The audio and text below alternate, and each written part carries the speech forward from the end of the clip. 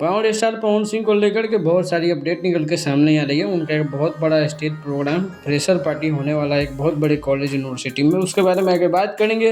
Request है कि channel को सब्सक्राइब, वीडियो को लाइक जरूर कीजिएगा। हाल ही में प्रशांत किशोर के ऊपर पवन सिंह ने अपना रिएक्शन दे दिया है, जबकि दोनों लोगों का, मनीष कश्यप और पवन सिंह को उस पार्टी को ज्वाइन करने का आया था सूचना कि दोनों ज्वाइन करेंगे, लेकिन मनीष कश्यप ज्वाइन कर लिए, पवन सिंह ज्वाइन नहीं किया। और इंटरव्यू में जो प्रशांत किशोर ने उनके ऊपर बोला था उस पर अपना रिप्लाई भी दे दिया। वहीं तेजस्वी यादव को इतना ज़्यादा सपोर्ट करते हुए दिखाया है इंटरव्यू में कि लोगों ने ये भी सूचना बना लिया कि पवन सिंह अब आरजेडी पार्टी से चुनाव लड़ने वाले, जो फेक न्यूज़ है पूरी तरह से। अब स्टेट शो की बात करें तो आप जरा ये पोस्ट देख लीजिए। स्वदेश कुमार सिंह है, GIMS PGDM institute, greater Noida का एक इंस्टीट्यूट है, जहाँ पे 30 तारीख को पवन सिंह का बहुत बड़ा इवेंट होने वाला है।